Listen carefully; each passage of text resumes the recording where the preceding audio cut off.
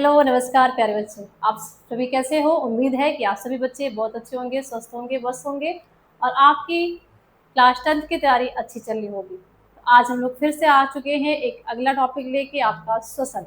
और आज की इस क्लास में बेटा हम लोग करने वाले हैं आपके श्वसन के मोस्ट इंपॉर्टेंट ऑब्जेक्टिव क्वेश्चंस की। और ये ऐसे क्वेश्चंस हैं जो आपके फाइनल बोर्ड एग्जाम में जरूर देखने के लिए मिलेंगे। तो क्लास को पूरी देखना, चैनल पे पहली बार हो सब्सक्राइब जरूर कर लेना और लाइक कर देना और अपने दोस्तों के साथ शेयर जरूर करना।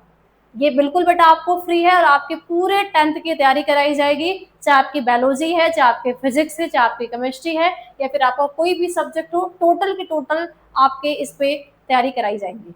ठीक है, तो चैनल पे बने रहिए और दोस्तों के साथ शेयर भी करते रहिए।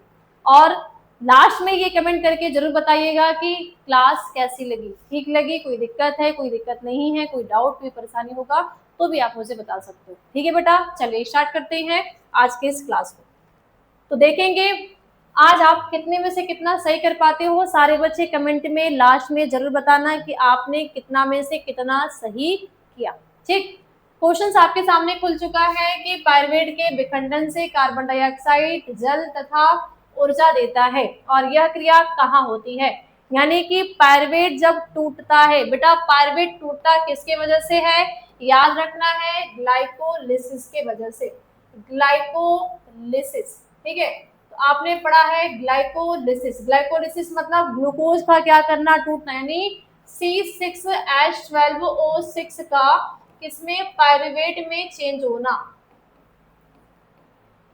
ठीक है, और फिर ये पायरुवेट टूट के किसमें चेंज हो जाता है, कार्बन डाइऑक्साइड बनाता है, जल बनाता है और ऊर्जा को बनाता है। तो बेटा ये क्रिया जो होती है, पायरुवेट का विखंडन जो होता है, आपने याद रखना है कि माइटोकॉन्ड्रिया के अंदर। ठीक है, याद रखोगे कि मैम पायरुवेट का विखंडन का मतलब है कि क्रेब्स चक्र की बात हो रही है, क्रेब्स साइकिल की बात हो रही है। तो ये कहाँ पे होता है, माइटोकॉन्ड्रिया में होता है। तो आंसर आपका क्या हो जाएगा बेटा, माइटोकॉन्ड्रिया। अब बेटा बात करते हैं कोशिका द्रव्य। तो मैम याद रखना है कि ग्लाइकोलिसिस कहाँ होता है, कोशिका द्रव्य के अंदर। अच्छा मैम हरित लवक में क्या होता है, तो हरित लवक में याद रखना है आपने प्रकाश संश्लेषण। प्रकाश संश्लेषण की जो क्रिया है, यानी जो पौधे भोजन बनाते हैं वो कहाँ पे, हरित लवक के अंदर, जिसको कहा जाता है क्लोरोप्लास्ट। तो ऑप्शन नंबर आपका क्या हो जाएगा, बी करेक्ट होगा। ठीक है, चलिए अगले क्वेश्चन की बात करते हैं। एथाइल अल्कोहल किस प्रकार के श्वसन से बनता है। यानी जो ये एथाइल अल्कोहल होता है ये किस प्रकार के श्वसन से बनता है। ऑप्शन कह रहा है वायवीय, ठीक है, और दूसरा है अवायवीय, ठीक है, या फिर ए और बी दोनों, या इनमें से कोई नहीं।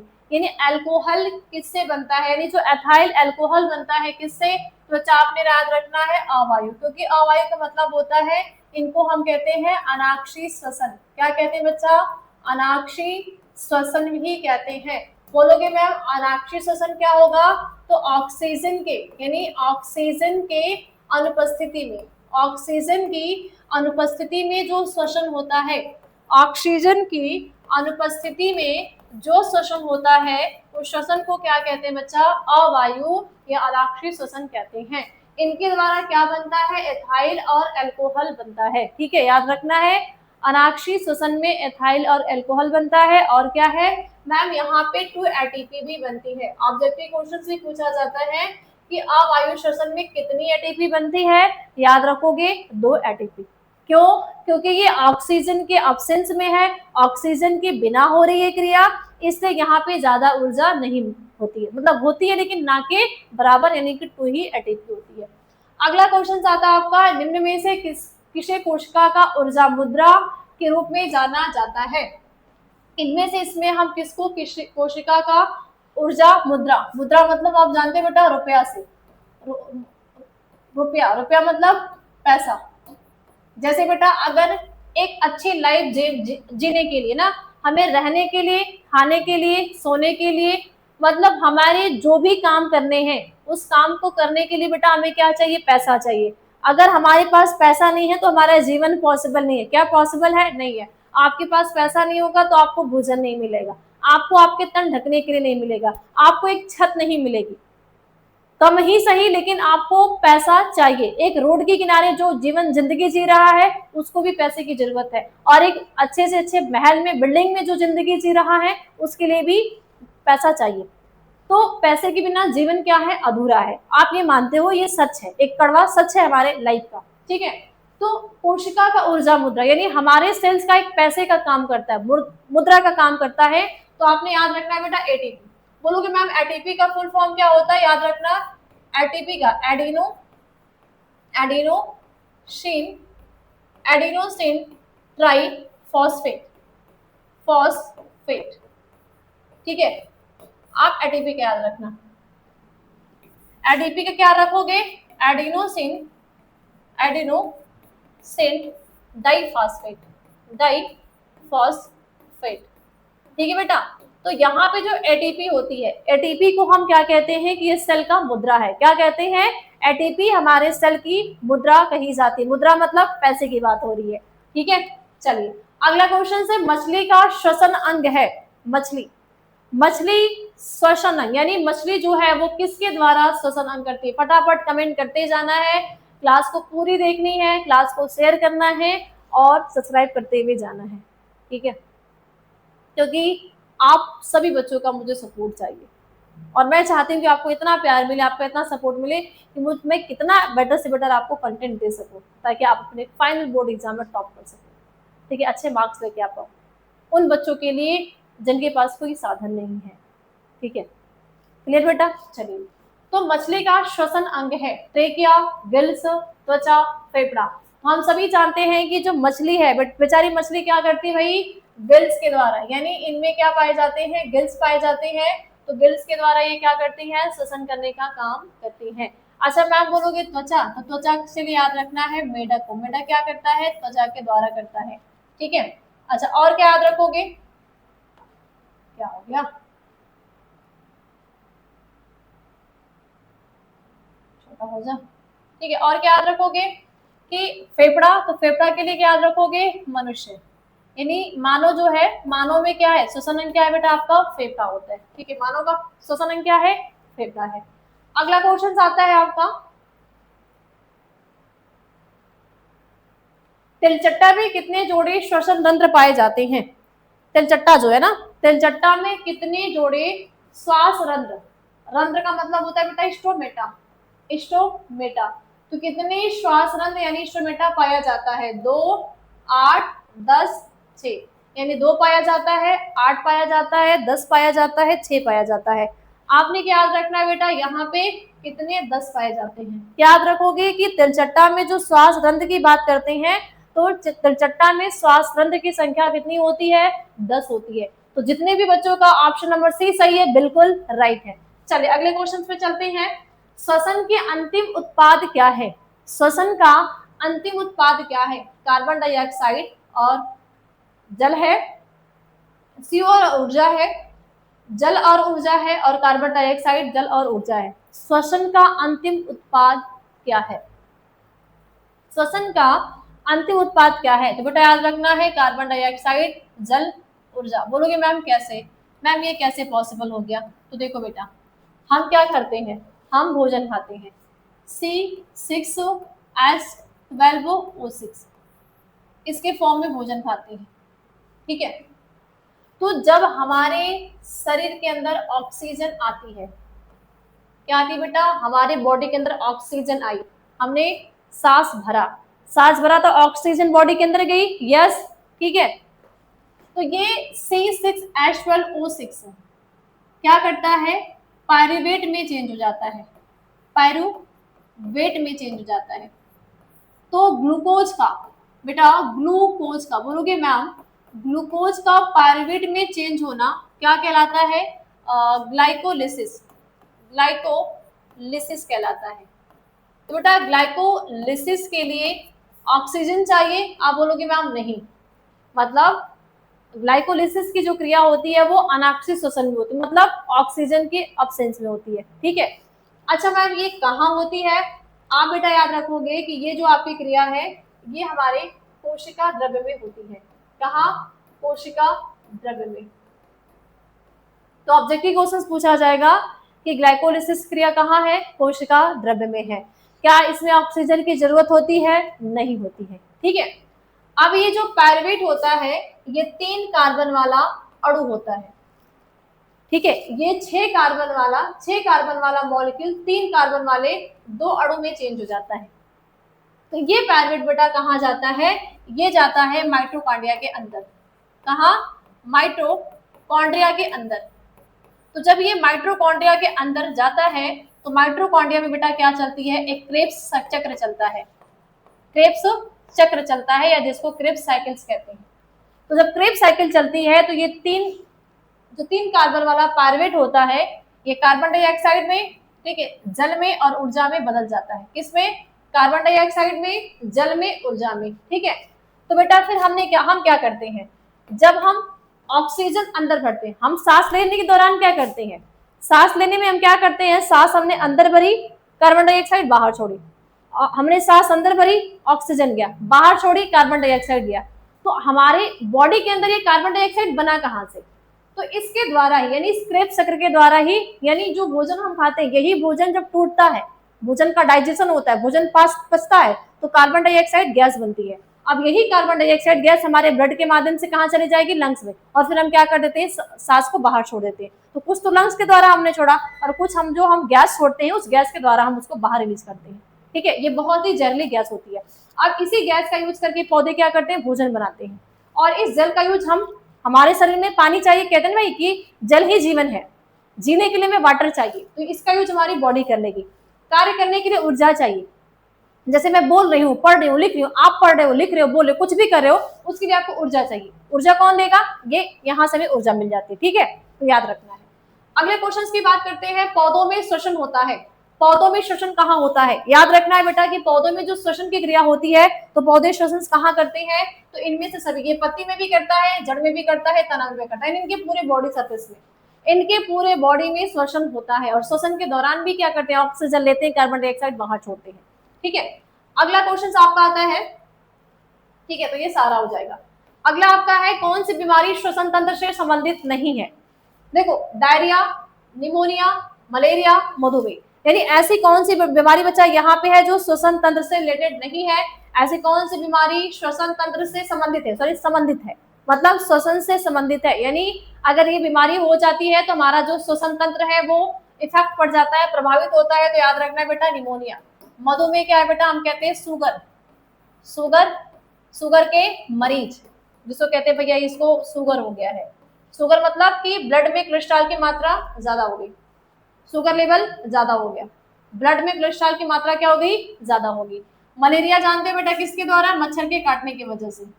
डायरिया जानते हो कि जब हम क्या करेंगे, गंदा भोजन खाएंगे, बैक्टीरिया वायरस चले जाएंगे तो हमें डायरिया हो जाते हैं। ठीक, अगला क्वेश्चन आता है, ग्लाइकोलिसिस होता है। आ गया क्वेश्चन, ग्लाइकोलिसिस कहाँ होता है, याद रखोगे मैम, कोशिका द्रव्य के अंदर होता है। माइटोकॉन्ड्रिया में क्या होता है बेटा, याद रखना है, माइटोकॉन्ड्रिया में क्रेब्स चक्र चलता है। ठीक है, अच्छा, क्लोरोप्लास्ट में मैम क्या होता है, आप याद रखोगे, प्रकाश संश्लेषण होता है, यानी जिसको क्या कहते हैं, फोटोसिंथेसिस। अच्छा, गोल्गी कॉम्प्लेक्स क्या होता है मैम, ये बनाता है आपके क्या, एंजाइम बनाता है, एंजाइम। जैसे हमारे बॉडी के लिए हार्मोन चाहिए, प्रोटीन चाहिए, विटामिन चाहिए, वैसे एंजाइम भी चाहिए। भोजन जो पचता है 6 कार्बन वाला मॉलिक्यूल पायरुवेट में चेंज होता है, पायरुवेट कार्बोहाइड्रेट ऊर्जा में चेंज होता है, उसको तोड़ने के लिए क्या चाहिए, एंजाइम चाहिए। तो एंजाइम की भी बहुत भूमिका होती है। अगला क्वेश्चन आता है, किस पौधे में रंध्र अनुपस्थित रहते हैं। ऐसा कौन सा पौधा है जहां पे रंध्र यानी कि स्टोमेटा नहीं होते हैं। ऐसा कौन सा पौधा है, तो बेटा याद रखना है, हाइड्रिला। हाइड्रिला कहाँ है, जल में है। और रंध्र का काम बेटा क्या होता है, तो मैम बोलोगे रंध्र का काम होता है वाष्पोत्सर्जन करना। अच्छा, वाष्पोत्सर्जन का क्या है, तो जल की हानि करना क्या कराता है, जल हानि की क्रिया को क्या कहते हैं, वाष्पोत्सर्जन कहते हैं। तो हाइड्रिला जली पौधा है, तो रंध्र नहीं है, लेकिन कनेर में है, नागफनी में है, आम में है।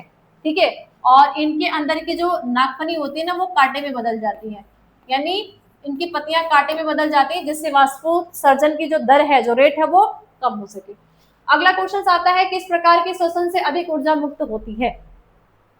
ऐसा कौन सा श्वसन होता है जिसके द्वारा बहुत अधिक ऊर्जा मुक्त होती है। तो बताइए बेटा कि किस प्रकार के श्वसन से अधिक ऊर्जा मुक्त होती है? वायु, अवायु, ठीक है, दोनों या इनमें से कोई नहीं, तो याद रखोगे मैम वायु। इसको क्या कहते हैं? ऑक्सी श्वसन कहते हैं, ऑक्सी श्वसन। तो ऑक्सी श्वसन बच्चा वो श्वसन होता है जहां पे ऑक्सीजन चाहिए और यहाँ पे 38 एटीपी बनती है, इसीलिए कहते हैं कि बहुत ज्यादा मात्रा में ऊर्जा हमें प्राप्त मिलती है। तो आपसे पूछा जा सकता है कि ऑक्सी श्वसन में कितनी एटीपी बनती है? बोलोगे मैम 38। अच्छा, अनाक्सी श्वसन में कितनी एटीपी बनती है? बोलोगे मैम 2 एटीपी। ठीक है, ओके। चलिए नेक्स्ट क्वेश्चन देखते हैं, आपका अगला है, किण्वन क्रिया पाई जाती है अमीबा में, इष्ट में, हाइड्रा में, इसमें कोई नहीं। किण्वन, किण्वन की प्रोसेस पाई जाती है, किण्वन की प्रोसेस पाई जाती है, याद रखना है, इष्ट में। ठीक है, अमीबा में क्या होता है बेटा? अमीबा में होता है द्विखंडन, द्विखंडन, ये क्या करते हैं? द्विखंडन करते हैं। अच्छा मैम, हाइड्रा में क्या होता है? ये मुकुलन करते हैं, मुकुलन, यानी इसमें बडिंग होता है। अगला क्वेश्चन आता है, ट्रैकिया किस जीव का श्वसन अंग है? ट्रैकिया जो है वो किस जीव का श्वसन अंग होता है? ट्रैकिया जो होता है किस जीव का श्वसन होता है? तो याद रखना है काकरोच। काकरोच में क्या होता है बेटा? ट्रैकिया। ठीक है, काकरोच में ट्रैकिया पाई जाता है, जिसके द्वारा ये क्या करते हैं? सांस लेने की क्रिया करते हैं। तो ट्रैकिया श्वसन अंग किसका है? तो याद रखना है काकरोच का श्वसन अंग ट्रैकिया होता है। अगला क्वेश्चन आता है आपका, कौन सी गैस श्वसन क्रिया में मुक्त होती है? ऐसी कौन सी गैस है जो श्वसन की क्रिया में मुक्त होने का काम करती है? तो भाई क्या? Oxygen, SO2, NO2, CO2। तो क्या बोलोगे मैम? CO2। क्यों? क्योंकि लास्ट में क्या बनता है? CO2 प्लस H2O, ठीक है, और प्लस ऊर्जा, है ना। ऑक्सीजन जब हम अंदर लेते हैं, ऑक्सीजन अपने लंग्स में भरते हैं, शरीर के अंदर जाती है, तो ये C6H12O6 टूटती है और टूट के अंतिम उत्पाद इसका यही होता है। ठीक है, अंतिम उत्पाद आपका ये हो जाता है। तो यहाँ पे कौन सी गैस है? Carbon dioxide gas. तो आंसर आपका क्या हो जाएगा बच्चा? Carbon dioxide gas. अगला क्वेश्चन है, ग्लूकोज के पूर्ण ऑक्सीकरण से क्या मुक्त होता है? जब ग्लूकोज का पूर्ण ऑक्सीकरण हो जाए, पूरी तरीके से ऑक्सीकरण हो जाता है, तो क्या होता है? सिर्फ कार्बन डाइऑक्साइड, सिर्फ ऊर्जा, सिर्फ H2O और सिर्फ इनमें से सभी। फटाफट सारे बच्चे कमेंट करिए कि जब ग्लूकोज का पूरी तरीके से ऑक्सीकरण, यानी 6 कार्बन वाला मॉलिक्यूल बिल्कुल एकदम लास्ट पार्टिकल में, लास्ट भाग में टूट जाता है, तो वो क्या बनाता है? कार्बन डाइऑक्साइड बनाता है, जल बनाता है, ऊर्जा बनाता है। इसलिए ऑप्शन नंबर डी। तो जितने भी बच्चों का डी है बिल्कुल राइट है, आपने याद क्या रखना है? ऑप्शन नंबर डी को। ठीक है, अगला क्वेश्चन आता है आपका, एटीपी का विस्तारित रूप है एटीपी, एडिनोसिन ट्राइफॉस्फेट। एटीपी को क्या कहते हैं? Adenosine triphosphate. तो एटीपी का विस्तारित रूप है, बताइए। तो एडेनिन थायमिन फॉस्फेट, नो, नहीं है ma'am. Adenine triphosphate, adenosine triphosphate या फिर एडिसिन थायमिन डाइफॉस्फेट। तो बताइए एटीपी का पूर्ण रूप क्या है? तो ये भी नहीं है, लेकिन बोलोगे मैम ये है। एडिनोसिन ट्राइफॉस्फेट क्या है? एटीपी का पूर्ण रूप है, या फिर हम कह सकते हैं इनका फुल फॉर्म है। ठीक, नेक्स्ट आता है आपका, रंध्र का मुख्य कार्य होता है। रंध्र को कहते हैं स्टोमेटा। स्टोमेटा कहाँ पाया जाता है? मैम ये लीफ में पाया जाता है, जो पत्ती होती है, पत्ती में स्टोमेटा पाया जाता है। ठीक है, तो प्रकाश संश्लेषण करना, गैसों का विनिमय, वाष्पोत्सर्जन, पोषण, भोजन का परिवहन। तो प्रकाश संश्लेषण नहीं है, पोषण नहीं है, भोजन का परिवहन नहीं है, लेकिन गैसों का विनिमय और वाष्पोत्सर्जन, यानी स्टोमेटा के द्वारा क्या होता है? गैसों का विनिमय। यानी पौधों में भाई कोई फेफड़ा नहीं है, कोई श्वसन अंग नहीं होता है, इनमें भी तो गैस है, इनमें ऑक्सीजन है, कार्बन डाइऑक्साइड है, तो कोई ऐसा ऑर्गन तो है नहीं कि इनके द्वारा ये आदान प्रदान होगा। तो ये गैसों का आदान प्रदान करते हैं, यानी विनिमय करते हैं, और इसके साथ साथ वाष्पोत्सर्जन। वाष्पोत्सर्जन मतलब जल हानि, यानी जल को भाप बन के उड़ना। और बेटा जब जल भाप बन के उड़ेगा तभी तो बादल में जाएगा, बादल बनेगा, बादल बनेगा तो बारिश होगी। ठीक है, ओके। चलिए नेक्स्ट क्वेश्चन आता है आपका, मनुष्य में नासिका छिद्र, लैरिंक्स, ट्रैकिया तथा फेफड़ा मिलकर बनाता है। तो मनुष्य का नासिका छिद्र, यानी ये नाक, लैरिंक्स, ट्रैकिया और लंग्स मिलकर क्या बनाता है? श्वसन तंत्र को, जिसको कहते हैं रेस्पिरेटरी सिस्टम, रेस्पिरेटरी सिस्टम। जनन तंत्र जानते बेटा, नर अलग होता है और मादा अलग होता है। ठीक है, पाचन जानते हो, भोजन जिसमें पचता है, पाचन तंत्र में भोजन का क्या होना, पाचन होना, ठीक है। उत्सर्जन में बेटा क्या होना, यूरिन यानी मूत्र का बनना, मूत्र का क्या करना, बनना, ठीक है। चलिए, तो राइट आंसर आपका क्या हो जाएगा, ऑप्शन नंबर डी करेक्ट होगा। नेक्स्ट क्वेश्चन आता है, कोशिकीय ईंधन ईंधन निम्न में से कौन है, कोशिकीय ईंधन इनमें से कौन है, फटाफट सारे बच्चे बताएंगे कि कोशिकीय ईंधन इनमें से कौन है, प्रोटीन है, ग्लूकोज है, वसा है, इनमें से कोई नहीं है। तो कोशिकीय ईंधन के अंतर्गत कौन आता है, आपने याद रखना है ग्लूकोज। ईंधन, ईंधन मतलब जैसे अगर हमें भोजन को पकाना है तो भोजन को पकाने के लिए हम क्या करते हैं, ईंधन का यूज करते हैं, लकड़ी को, लकड़ी का, गैस का, है ना, इलेक्ट्रिक चूल्हा का यूज करते हैं और इनको भोजन को पकाते हैं। ठीक ऐसे ही भाई हमारे भी अंदर, शरीर के अंदर भी भोजन चाहिए, भोजन कौन, भोजन का ईंधन का काम कौन करता है, तो ग्लूकोज करता है, ठीक है। तो कोशिकीय ईंधन कौन है, ग्लूकोज है। नेक्स्ट आपका एटीपी में फास्फेट की संख्या कितनी होती है, एटीपी में कितने फास्फेट पाए जाते हैं, बताइए बेटा, एटीपी में कितने फास्फेट पाए जाते हैं, तो आपने याद रखना है एटीपी में 2 फास्फेट पाए जाते हैं, कितने, 2, ठीक। अगला क्वेश्चन आता है, बाहरी वातावरण से कोशिका में ऑक्सीजन का स्थानांतरण और कार्बन डाइऑक्साइड को हटाना कहलाता है, यानी बाहरी वातावरण से कोशिका में ऑक्सीजन का स्थानांतरण और कार्बन डाइऑक्साइड को हटाना, ये क्रिया क्या कहलाती है, तो बेटा आपने क्या करना है, ये निःश्वसन कहलाती है। क्या कहते हैं इनको, निःश्वसन कहते हैं। अगला है, कौन सी क्रिया सभी जीवों के लिए अनिवार्य है, तो सभी जीवों के लिए अगर कोई इंपॉर्टेंट है, आप बोलोगे मैम सभी जीवों के लिए अगर कोई भी यहाँ पे इंपॉर्टेंट है तो क्या है, कौन सी क्रिया सभी जीवों के लिए अनिवार्य है, तो मैम श्वसन जो होता है सभी के लिए अनिवार्य है, यानी पौधे के लिए भी कंपलसरी है और इसके साथ साथ जो जंतु हैं, जंतु के लिए भी कंपलसरी है। मछलियां किस अंग से श्वसन करती हैं, मछली जो है किस अंग से, तो याद रखना है गिल्स से क्या करती है, मछली श्वसन करने का काम करती है, किससे भाई, गिल्स से वो श्वसन करती हैं। तो मछली का श्वसन अंग क्या है, गिल्स है। काकरोच का क्या है, ट्रैकिया है। मनुष्य का क्या है, फेफड़ा है। अगला है, खुला परिसंचरण तंत्र पाया जाता है, खुला परिसंचरण तंत्र जो है वो पाया जाता है, तो बताइए यहाँ पे खुला परिसंचरण तंत्र कहाँ पाया जाता है, खुला परिसंचरण तंत्र कहाँ पाया जाता है, तो बच्चा आप याद रखोगे कि जो खुला परिसंचरण तंत्र होता है वो काकरोच में होता है।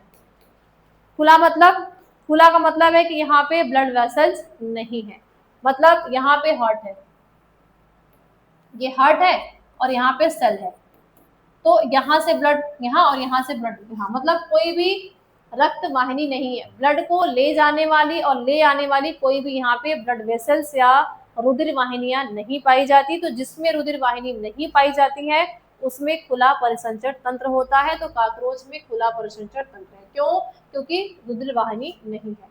इथाइल अल्कोहल किस प्रकार के श्वसन में बनता है, तो बेटा ये अवायु में क्या करता है, बनता है, पीछे हमने कर लिया है। मत्स्य का मुख्य श्वसन अंग क्या है, तो मत्स्य का क्या है बेटा, गिल, मत्स्य का मतलब होता है मछली, क्योंकि मछली क्या है, मत्स्य से बिलोंग करती है, तो मछली का श्वसन अंग गिल्स है।